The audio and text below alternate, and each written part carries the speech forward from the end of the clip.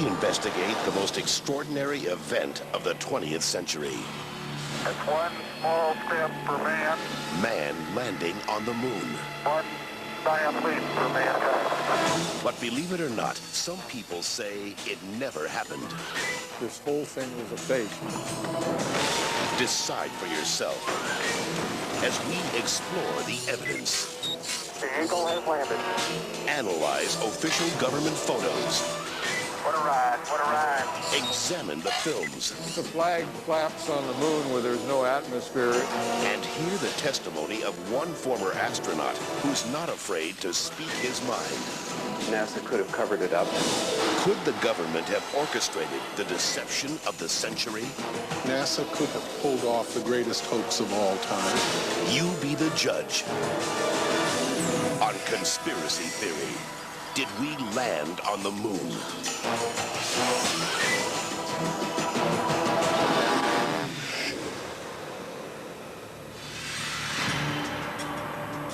On July 16th, 1969, America held its breath.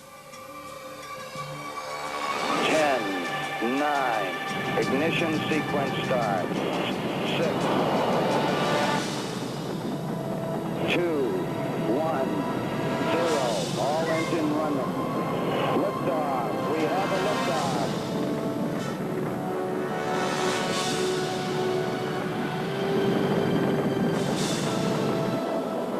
Apollo 11 blasted into space, beginning its 250,000-mile journey to the moon. During their 8-day voyage, the Apollo 11 astronauts saw spectacular views of the Earth, floated in a weightless environment, and supposedly went where no man had gone before. Guys looking good, down a half. Lights on, picking up some dust. 4 forward, drifting to the right a little. Contact light. Okay, engine stop. We copy you down, Eagle. Houston, Tranquility Base here. The Eagle has landed. But did it? Did they really land on the moon? Most of us think so. Millions of people watched on television as the lunar lander touched down, and these unforgettable words were spoken. That's one small step for man. One giant leap for mankind. But even today, there are those who claim that believing in man's one small step requires one giant leap of faith. Bill Casing was an analyst and engineer at Rocketdyne, the company that designed the Apollo rockets.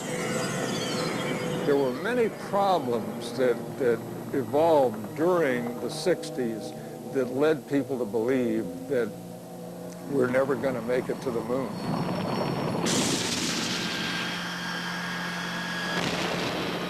Three decades ago, when the world watched Apollo's lunar landings, Bill Casing was watching too. But what he saw on television, combined with his experiences at Rocketdyne, made him a skeptic. The whole thing then seemed phony to me. I think it was an intuitive feeling that what was being shown was not real. As he studied the footage more closely, he was shocked to find several inconsistencies. Casing observed that despite the clarity of deep space, the stars were missing from the black lunar sky. He saw the American flag waving, even though there is no air on the moon. And he discovered that there was no blast crater beneath the lunar lander, where its powerful rocket engine had fired.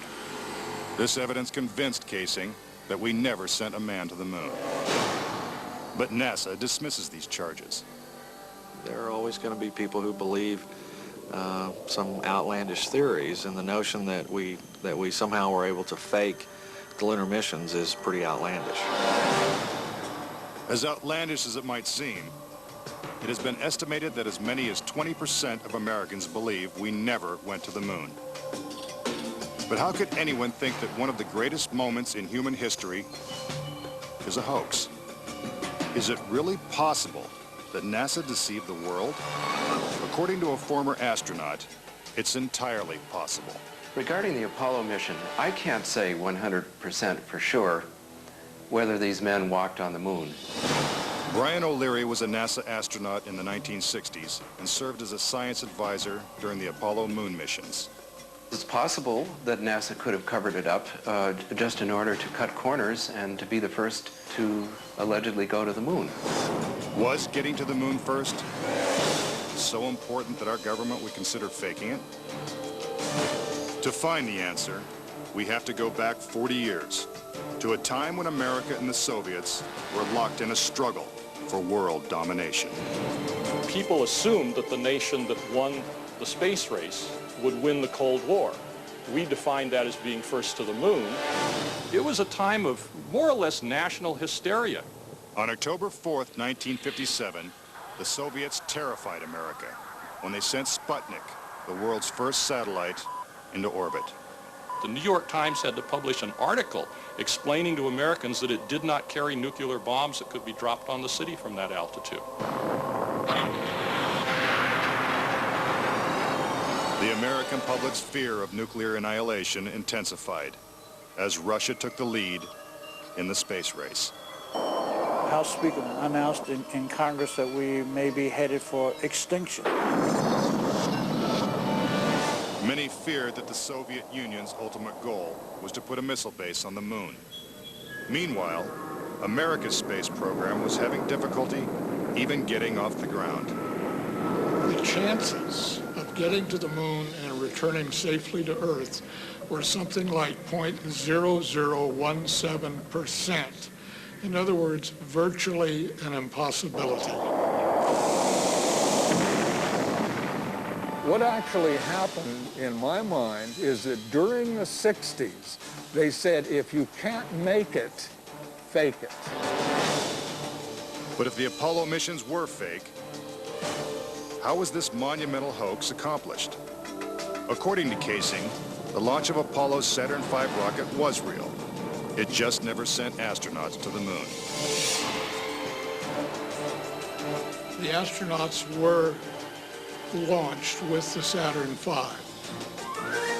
Then, in order to account for their disappearance, they simply orbited the Earth for 8 days. And in the interim, they showed these fake pictures of the astronauts on the moon. But on the 8th day, the command capsule separated from the vehicle and descended to Earth, as of course was shown in films.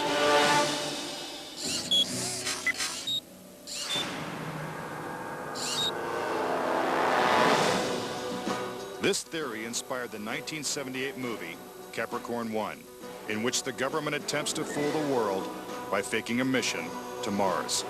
We do not claim this planet in the name of America. We claim it in the name of all the people of the planet Earth. The Apollo footage is strikingly similar to the scenes in Capricorn 1. Producer Paul Lazarus suggests that the film's plotline could be more fact than fiction. I believe, had they wanted to, that NASA could indeed have pulled off the greatest hoax of all time, never sent anyone to the moon, and recreated it in a television studio. And I believe it could have been done at that time. The technology was in place. The pudding is solid.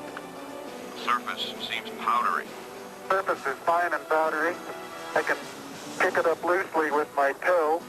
What we put up on the screen was our own simulated version of whatever we could do within a $4.8 million budget. But with NASA's $40 billion budget, Casing believes they had the resources to pull off a hoax if they couldn't make it to the moon. The reason I believe that NASA and the government faked the moon landing was basically it was technically impossible to do it. And they simply had to come up with some sort of alternative that they felt the public would believe. Casing theorizes that the lunar landings were actually filmed in Nevada's high desert, at the top secret military base known as Area 51. Area 51 is one of the most heavily guarded facilities in the United States. If you went in, and tried to get some information, you could be shot and killed without any warning. Russian spy satellite photos of Area 51 reveal not only a series of hangars that resemble movie sound stages, but also barren moon-like areas which coincidentally are covered with craters. Compare this photo of a lunar crater allegedly taken from the moon's orbit by Apollo 10 with this satellite photo of a crater at Area 51. Even astronauts acknowledge the similarity of the terrain. It has a stark beauty all its own. It's like much of the high desert of the United States. Could billions of people really have been fooled into thinking the Nevada desert was the moon? Casing believes it's possible, and maybe the real reason Area 51 is so heavily guarded. This is a very secret base, and with good reason, because undoubtedly the moon sets are still there. And if they are, no one's getting a look at them anytime soon.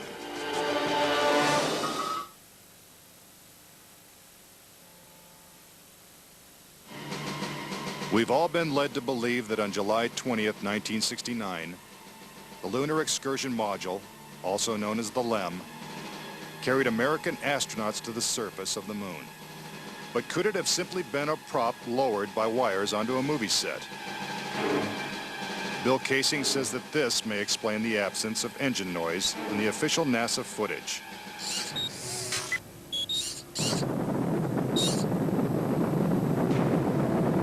The noise level of a rocket engine is up into the 140, 150 decibel range. In other words, enormously loud.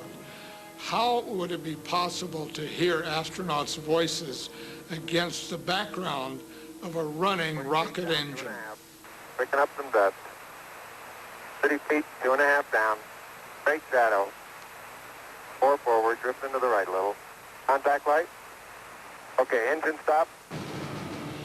Is this evidence that the footage is actually fake? A sequence shot in a controlled environment here on Earth? Just months before this historic landing, a prototype LEM was flight tested at Ellington Air Force Base. While NASA cameras record the test flight, Neil Armstrong struggles to control the unwieldy craft. Then, at approximately 300 feet, the lander flies wildly out of control. At the last second, Armstrong ejects.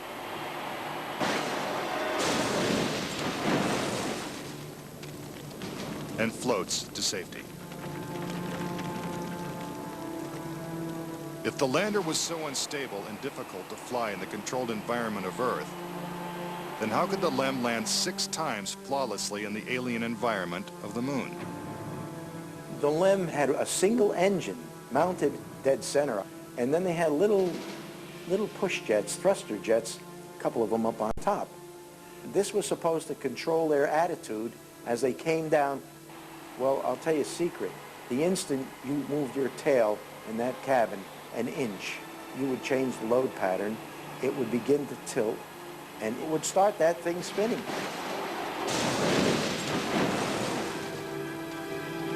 The arguments that have been arrayed on the side of those who believe that the lunar landings were a hoax are very elaborate, and they have to be to support a theory like this. In the end, there's one set of evidence that is irrefutable, and that is that there are footprints, boot prints, still in the lunar surface. But conspiracy theorists say that the footprints themselves are suspicious.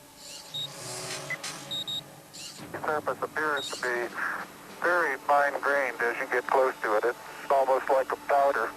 To have a powerful rocket engine blast the surface of the moon, blasting away all of the dust, and then find footprints surrounding the lunar lander, that to me would be an impossibility. Photo after photo reveals that the lunar surface surrounding the LEM is covered with footprints. But Casing says there's something even more difficult to explain. The fact that there's no blast crater under the LEM is one of the most conclusive pieces of evidence that I find supporting the hoax. In fact, no sign of a blast crater is visible for any of the 6 lunar landings. But LEM specialist Paul Fiel says he can explain why the lunar module left no crater when landing on the moon.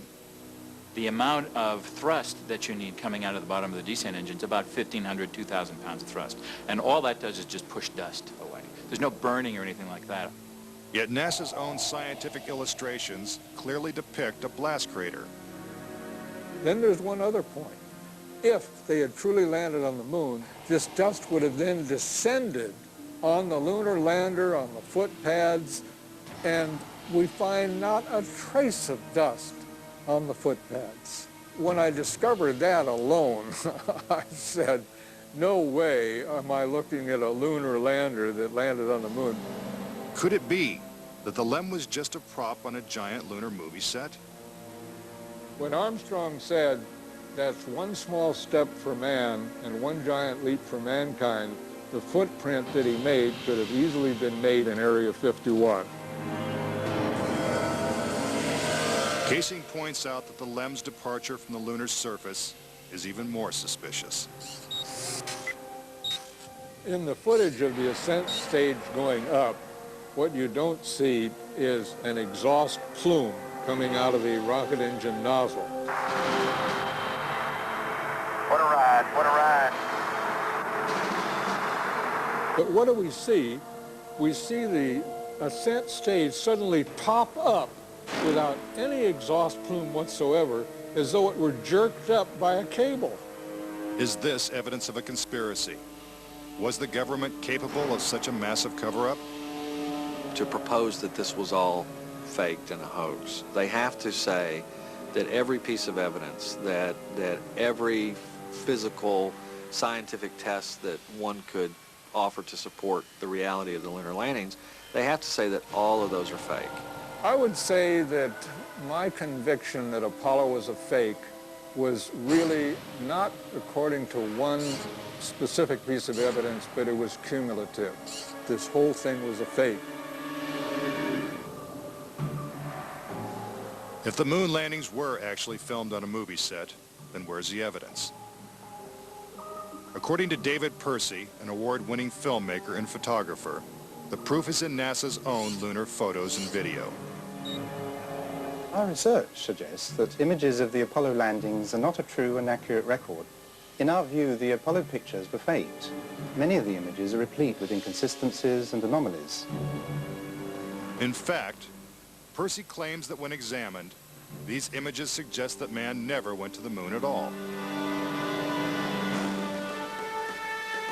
This famous scene of man taking his first steps on the lunar surface is one of the most recognizable in history. But why are such important images so grainy and hard to see? And we're getting a picture on the TV. Hope you got a good picture, huh? NASA claims it's the result of 1960s technology. If you go back and look at it, the Apollo 11 mission was some pretty awful video by today's standards. These were ghostly images. It just did not look very real at all. And that was a function of the transmitter at the time, the camera at the time that we had available to us to fly on Apollo 11. But investigative journalist Bart Sabrell believes that NASA intentionally made the images hard to see. NASA orchestrated the hoax in a very unique way, through television. They had one picture which they completely controlled, black and white, grainy, that convinced everybody we were on the moon. We had no reason to doubt it. They had complete reins over the pictures, over the sound. I mean, sad to say, it was easier than people believe. But despite the lack of clarity, conspiracy theorists see evidence suggesting that these images were staged. It's absolutely unreal. Although it appears that the astronauts are moving in the moon's gravity, which is 1/6 that of the Earth, Percy notes that when the speed of the film is doubled, the astronauts appear to be running as if in Earth's gravity.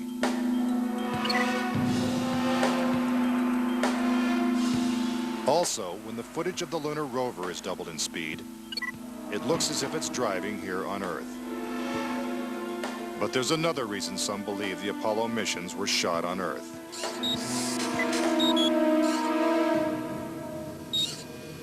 If there is no air or wind on the moon, why is this American flag waving?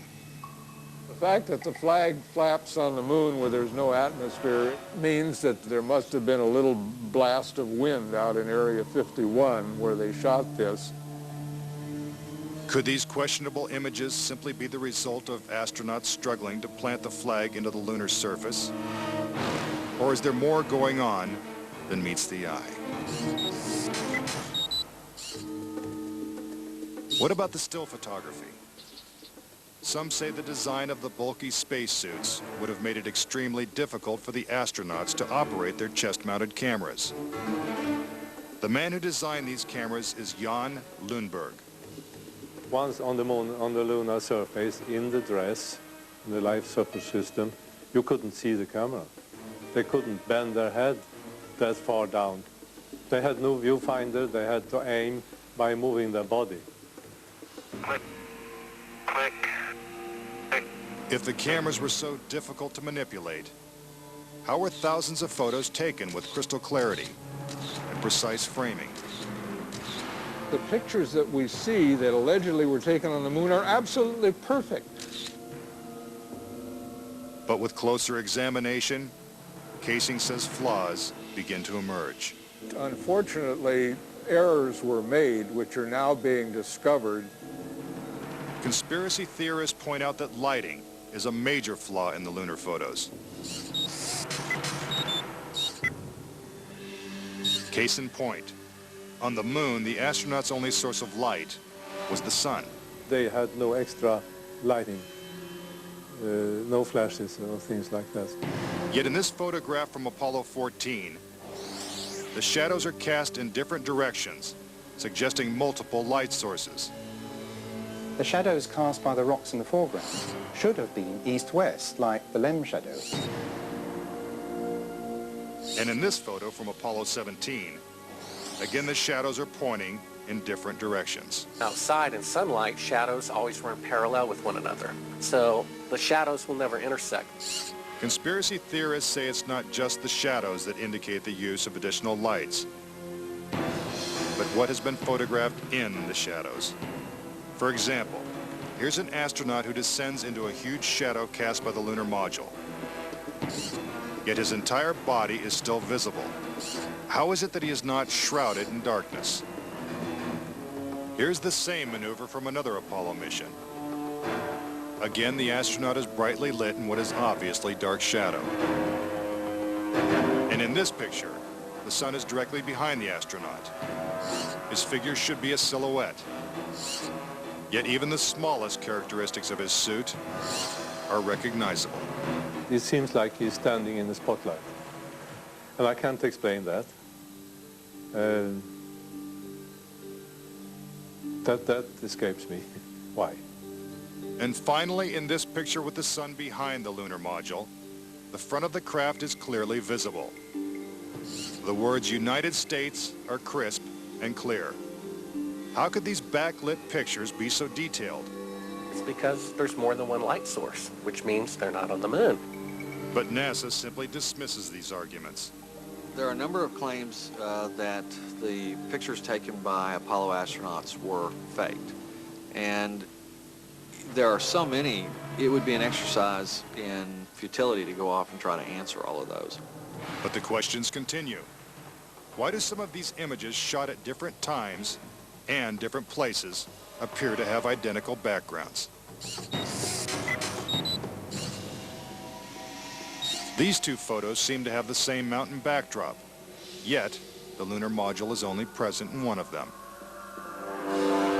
Seemingly impossible, since the LEM never moved and its base remained even after the mission. What a ride, what a ride. Some suggest the same artificial backdrop was used when shooting two entirely separate pictures. Background discrepancies are also apparent in the lunar video.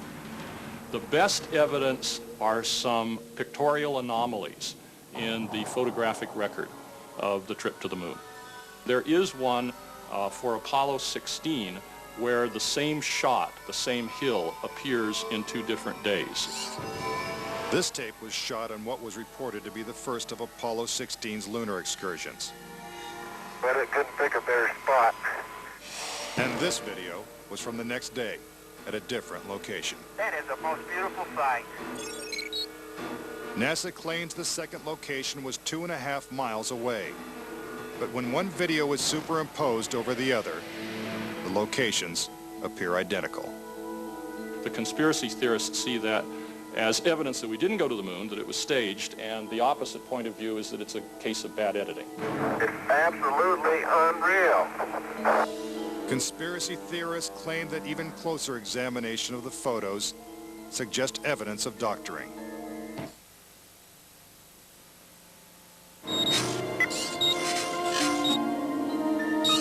For reference, crosshairs were permanently etched into the lunar cameras, so they would have to appear on top of every image. But in this photo, a crosshair is behind a part of the lunar rover.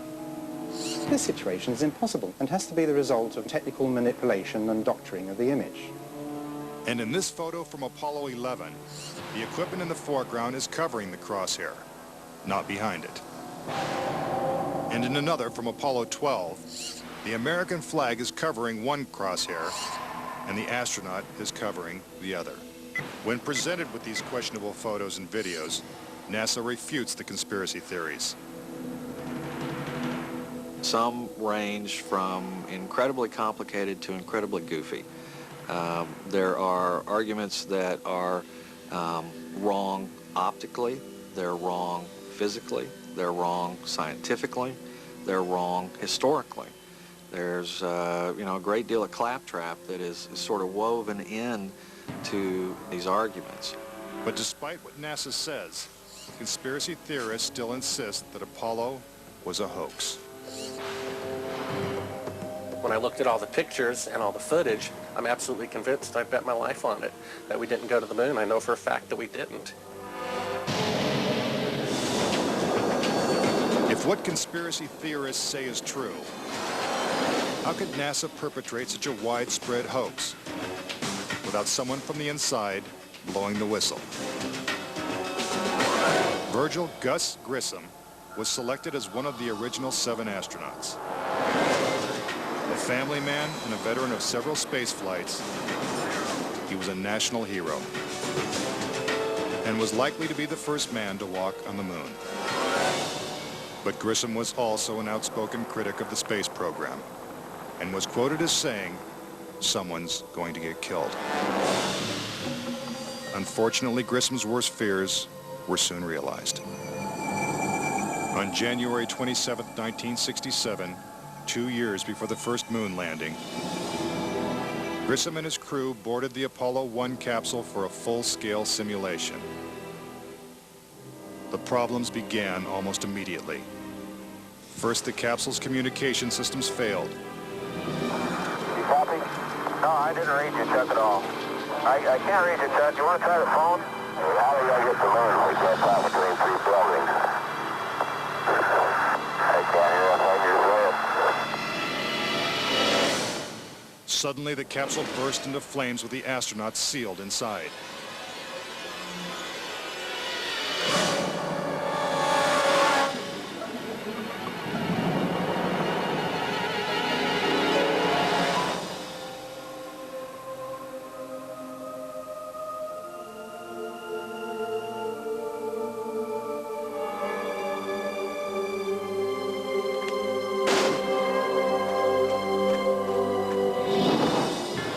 Tragically, Gus Grissom, Ed White,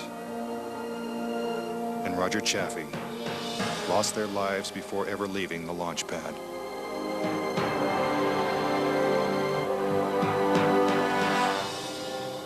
Gus Grissom's family believes the Apollo 1 fire was no accident.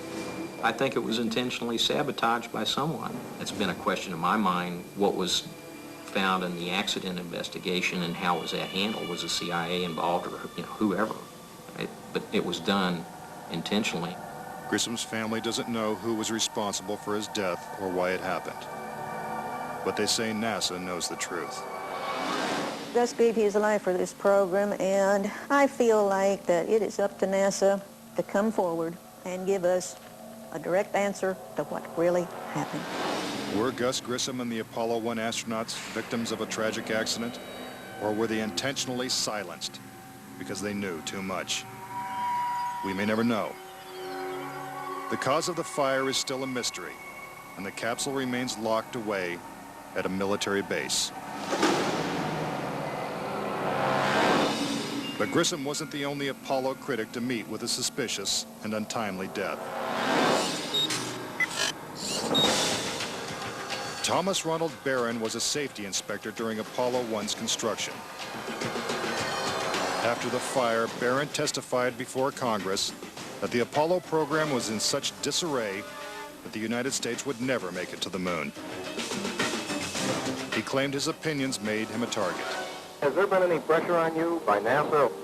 Nothing. We were, my wife and I were somewhat harassed at home when this first thing broke some time back, but it's going away now. As part of his testimony, Barron submitted a 500-page report detailing his findings. There was a real fear that the program could be stopped dead in its tracks. Then exactly 1 week after he testified, Barron's car was struck by a train. Barron, his wife, and stepdaughter were killed instantly. I believe that Thomas Ronald Barron was murdered because he had the truth to tell about the Apollo project. Barron's report mysteriously disappeared, and to this day, it has never been found. But the Apollo program continued, and so did the string of untimely deaths. Between 1964 and 1967, a total of 10 astronauts lost their lives in freak accidents. These deaths accounted for an astonishing 15% of NASA's astronaut corps.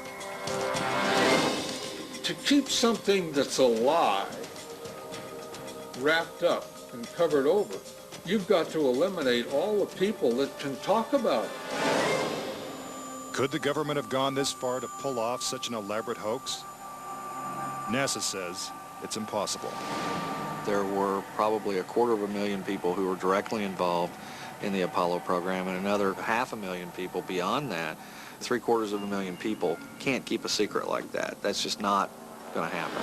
But Bart Sabrell insists that most NASA employees knew nothing of the deception.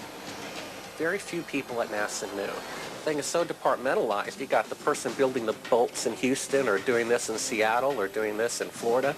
No one knows the full picture. So, you had no one seen the full picture of anything except a handful of people. If the conspiracy theorists are right, and only a few people knew the whole story, then the truth may remain buried forever. Some say the astronauts could never even have survived the trip. The reason why they couldn't go to the moon is because of a phenomenon that few people know about called the Van Allen radiation belts.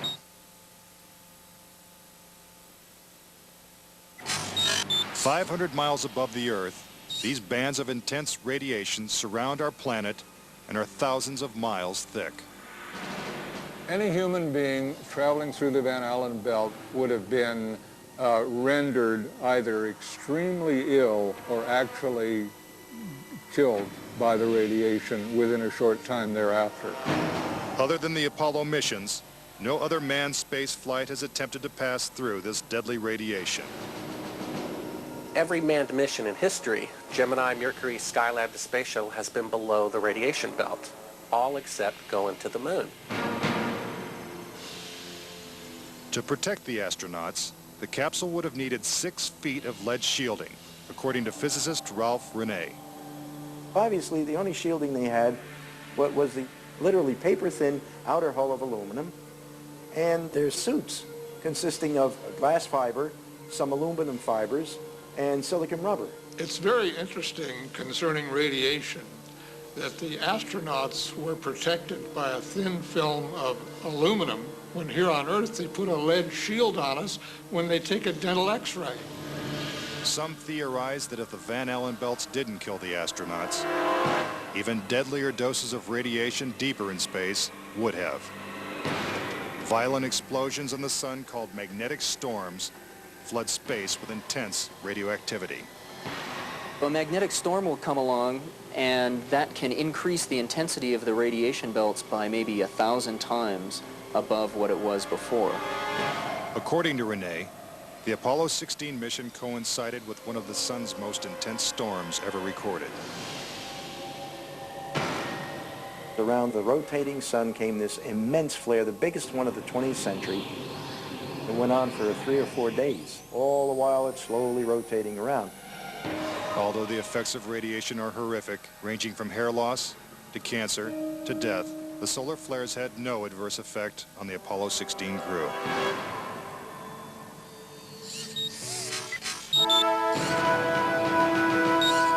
NASA had another problem, and one is that the moon's surface is totally inhospitable to man. If you do it in the dark, and that includes any part of the shadow of the spacecraft itself, the temperatures go down to 250 degrees below zero. In the sun, the temperatures go up to 250 degrees above zero. Renee also theorizes that the astronauts' liquid-cooled spacesuits could not have provided sufficient protection from the intense heat and radiation. But NASA maintains that this hypothesis is wrong.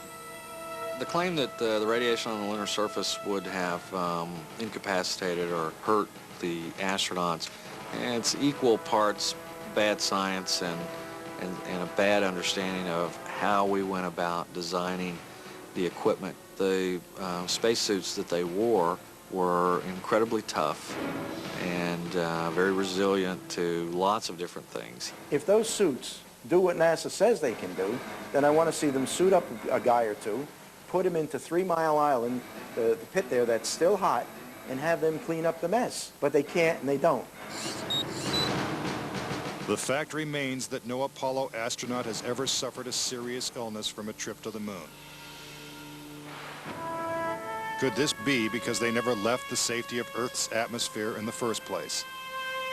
This is the main reason why the Russians never really intended to send the men to the moon.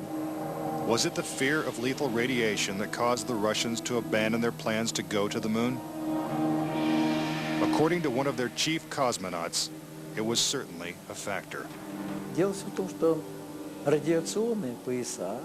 Of course, we were worried to go out into the unknown of space. Of course, we were fearful. We had no idea how a human would be affected by the radiation. We suspected that possibly the radiation could even penetrate through the craft itself. Are the deadly perils of space proof that NASA faked the Apollo missions? To this day, the Russians have never sent a man to the moon.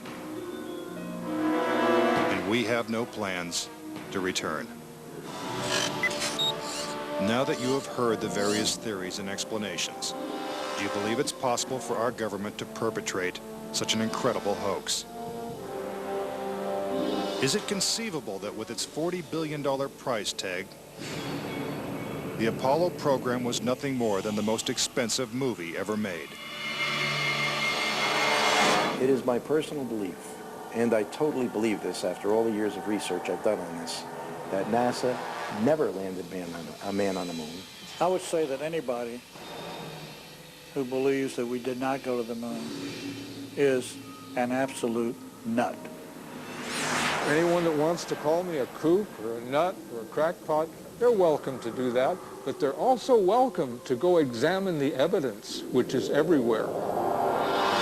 Bottom line, the United States went to the moon in the 1960s and the 1970s. End of story. Is there any way to put this controversy to rest once and for all? The only thing the experts agree upon is that the answer is 250,000 miles away. If NASA truly landed on the moon, remnants of the 6 successful Apollo missions would have been left behind. The base structures of the LEMs, the abandoned lunar rovers. Even the American flags would still be standing at each landing site. I would like to invite NASA and all of their supporters to simply take the most powerful telescope on Earth and see if there's a lunar lander there. If there's a lunar lander there, I'll never say another word about an Apollo hoax. If there's no lunar lander there, I'll rest my case. But no telescope exists that can examine the moon in such detail. Do objects from the Apollo missions remain on the moon in silent testimony? Or is the conspiracy theory true? In 2 years, Japan will send an orbiter to take close-up photos of the moon's surface. What will they find? Until then, the question remains, did we land on the moon?